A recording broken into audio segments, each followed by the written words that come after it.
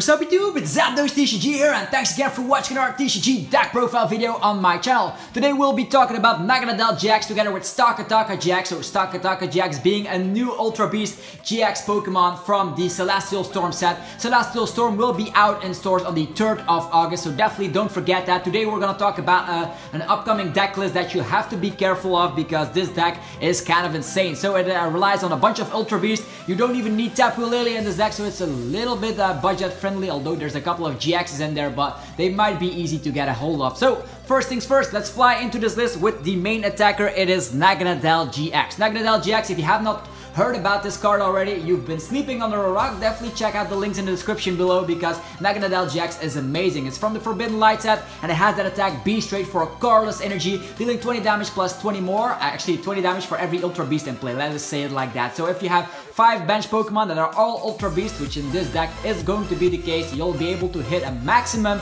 of 120 damage. With Choice Band that's 150, with Beast Energy that's 180. So a bunch of things are possible with Naganadel GX. You also have that other attack, that second attack, which we'll not be using here, but we also have access to Stinger GX. If we're falling behind in prize cards, both players shuffle their prize cards into their deck and then draw the top 3 cards as the remaining prize cards, so you just have to put them face down. So that is awesome if you're falling behind in prize cards. Of course, it is a stage 1 with 210 HP. We evolve from the little Poipole.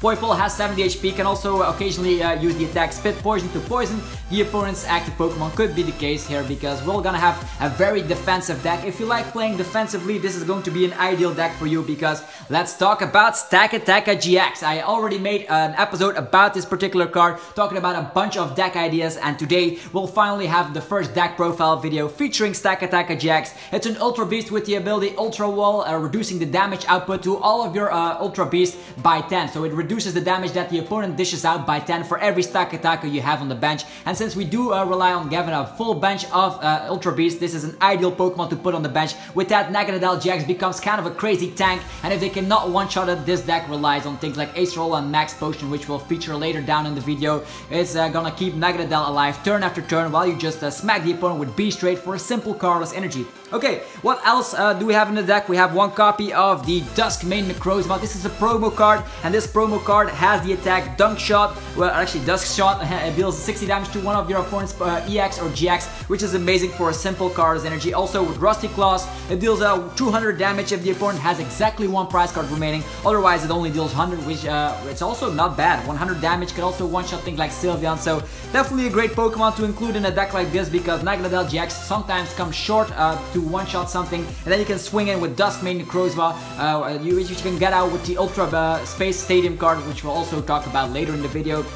Of course, Kartana GX is also in here. Sometimes we do not rely on any GX move whatsoever, so that's why we rely on the Kartana. Of course, it has the Slice Off ability. Discarding special energies on the opponent's side of the field is amazing. Easy searchable with Ultra Space, but we can also use Blade GX, and Blade GX makes sure that we can take a prize card early game because in the first phase of the games, Poipole cannot attack. Although we also have a crazy GX move with Stakataka GX, that Assembly GX deals 50 damage plus 50 more for every prize card we have already taken. So a sweeping Pokemon right there. But if you don't rely on Stakataka, you can also go and take your last prize card with Kartana, which is always fun. Okay, that is the only Pokemon we'll be running in this list. There's a total of 10 Pokemon which we can bench. We have Poipole, Stakataka, Duskmane, and of course Kartana. Let's go with the supporters this time around. And here we have nothing familiar here. We have 4 Sycamore. So as you see, this list does not run any Tapu Lele whatsoever. So that's good with us. We're gonna have to run a bunch of draw supporters. We're running 4 Sycamore to have that heavy draw support.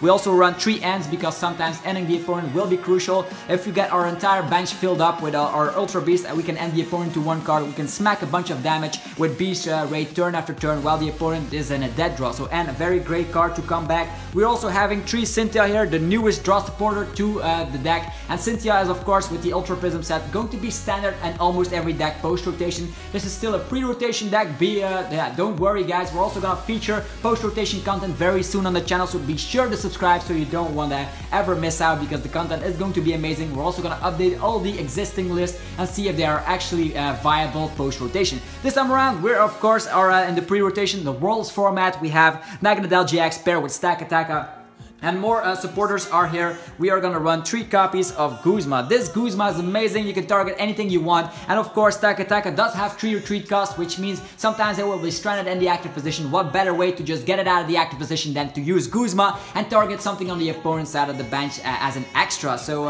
also we can rely on the Acerola. So it's also a great mechanic here. If they trap your Taka Taka, they will have to hit it at some point, and then you can rely on the Acerola easily. Also, it is just here because Naganadel GX, as mentioned, is a huge tank, will dish up a bunch of damage, will not be one-shotted easily unless you're facing Psychic type Pokemon, and most of the times you will be facing things like Zoroark and Buzzwole. They all have a hard time to one-shot you, and it's going to be amazing relying on Acerola turn after turn, healing off all the damage, getting everything, every resource back in the hand. If it's a Float Stone, Choice Band, or maybe a Beast Energy, everything goes back in the hand, which is amazing with Acerola. Next, the Ball Engines.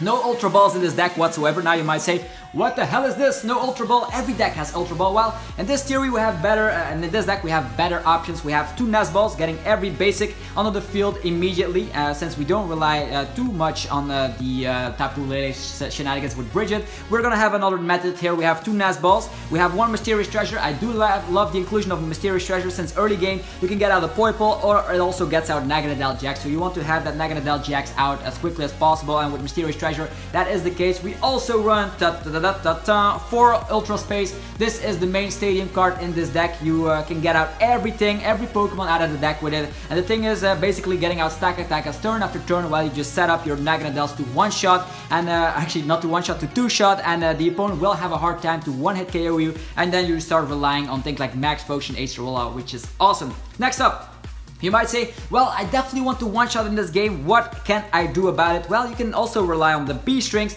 If the opponent has exactly 3 or 4 prize cards remaining, we can rely on B-String. B-String, put the energies onto Taka Taka, and out of nowhere you can start using Assembly GX, which deals 50 damage per every prize card, plus 50 damage for every prize card we have taken, so that a base damage of 50. If we already took 4 prize cards, we can clean the game off with Taka Taka GX. That's as simple as that. If we already took 3 prize cards, that's also good. That's 200 damage with Choice Band, that's enough. And even if we only took 2 prize cards, you can rely on Choice Band and Beast Energy to do some weird shenanigans. So a very solid card, B-String. It also sets up Kartanos from time to time. You can set it up for Rusty Claws. You can also use Stinger GX, so 3 copies of B-String in this list. Next up, the healing options. 3 Max Potion. Max Potion is awesome because Naganadel only needs 1 energy. It also has 1 retreat cost, so the thing we can do here is healing off thanks to Max Potion, and then attach another energy, and off we are going once again. With that amazing amount of bulk, thanks to Taka Taka, Naganadel will keep alive turn. It will be staying alive turn after turn, and we can just demolish them by having the durability by using Max Potion turn after turn. The opponent will be so frustrated.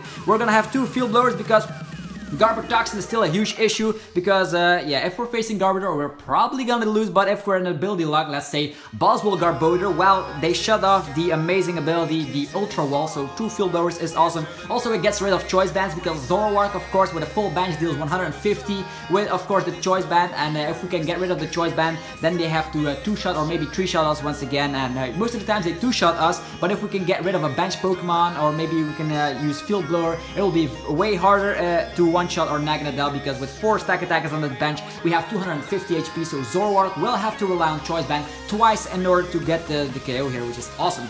Next, some recovery methods. We are gonna run 1 copy of Super Rod. Super Rod is in here because we max potion away all the energies early game, and then we can just put them back to reuse with B-String. Also, if a certain Pokemon gets knocked out, you can use Super Rod, put it back in the deck, and you can get it out immediately thanks to Ultra Space. So that is why Super Rod is way better than Rescue Stretcher in this particular deck. Then 3 copies of Float Stone. What is more annoying than being stuck in the active position? Well, yeah, nothing actually. If Stack Attack is stuck in the active position, we have to wait until we get Acerola, and without, of course, the Tapu Lele in the deck, it's not searchable. Our supporters are not searchable at all, so we are gonna have to rely on durability, staying alive turn after turn, and we want to dish out damage every turn. So if we're stuck with Stack Attack, equip the Float Stone, and you are rolling, you just go back to the bench and let Naganadel finish the opponents off.